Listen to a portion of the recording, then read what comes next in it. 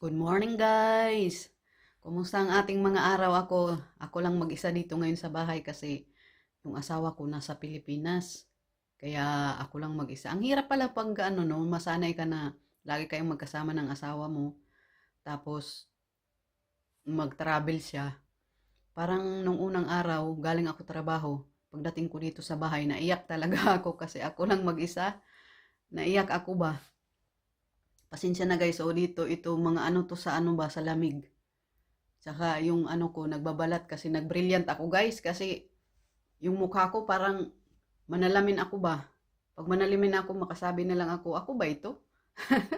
Kaya try ko ano ba, naglagay ng cream brilliant para naman medyo maano-ano tong ano ko, mukha. Ma-renovate. Ma-renovate tong mukha ko guys kasi sobra naman tong aking mukha.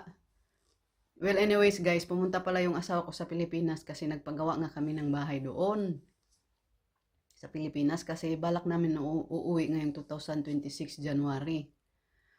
Nako guys, ang hirap talaga pala magpagawa ng bahay. Butas talaga ang bulsa. Naka 1.7 na kami.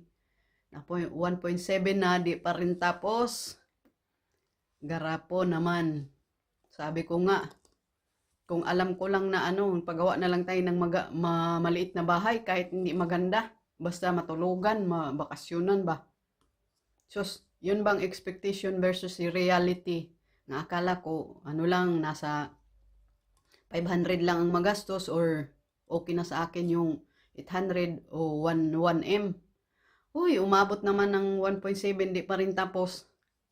Pero no choice tayo guys, ipagpatuloy talaga kay naumpisahan naman. Di, pagpatuloy talaga natin, pero sulit naman din kung nakita mo na yung mga design.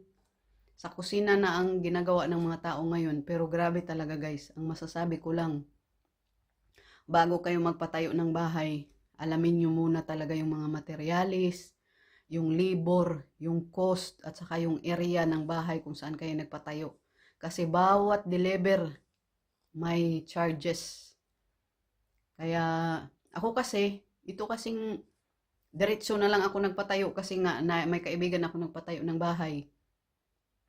Sabi niya, madali lang yan, pag mapatayo na daw, madali na kasi unti-unti ko na lang. Ako kasi gusto ko na agad matapos. Kasi pag matapos na, mawawala din yung stress mo ba sa kakaisip na, ay mayroon pa akong bahay na hindi natapos. Pero pag matapos na, makapokus ka na din sa ibang bagay. Kaya yun, wala na tayong magawa kundi ipagpatuloy. Andun yung asawa ko ngayon sa ipagpatuloy na lang talaga kasi naumpisahan naman na. Pero sulit din pag makita mo na yung pinaghirapan mo ba. Ang sa akin lang, basta may trabaho ako, andun yung asawa ko na nagmamanage, okay lang sa akin. Basta, yun bang ini-expect mo, yun talaga ang mabuo.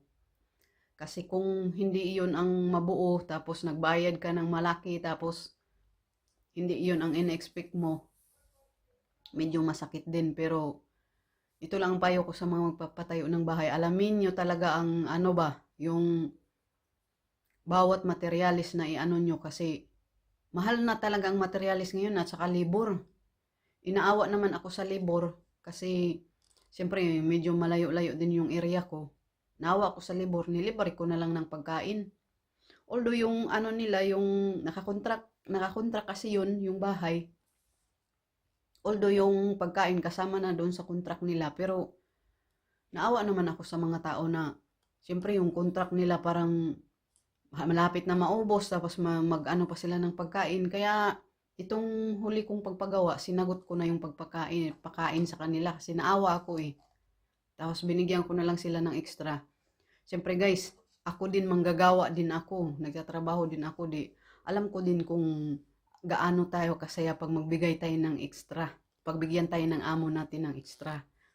Kaya ako, pag may mga blessing ako din sa amo ko na binibigay, sinishare ko din doon sa manggagawa doon sa bahay ko kasi sabi nga, the more you give, the more you receive.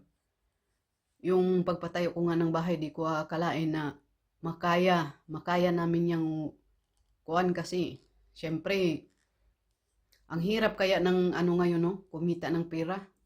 Pero sa awa ng Panginoon, lahat naman na-provide. Na-provide nun lahat, di kami na-delay sa bayad sa trabahador. Kasi sa mga nagpapagawa, wag nyo i-delay yung sahod ng trabahador kay yan lang talaga ang kasayahan nila, yung sahod. Ibigay nyo talaga on time kasi may mga pamilya din sila. Ako, binibigay ko talaga advance pa kasi naawa din ako. Siyempre ako, nagtatrabaho. Diyan ako masaya pag na-receive ko na yung sahod ko. Kaya ganun din ang nararamdaman ng mga trabahador. Kaya binibigay ko talaga lahat. Kaya sa pagpapagawa talaga ng bahay, isipin nyo talaga muna bago magpatayo kasi matitingga yung bahay nyo kung hindi sapat talaga yung pang ano.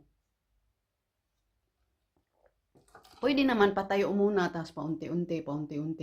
Pero unahin nyo talaga yung bubong para hindi masira yung ano,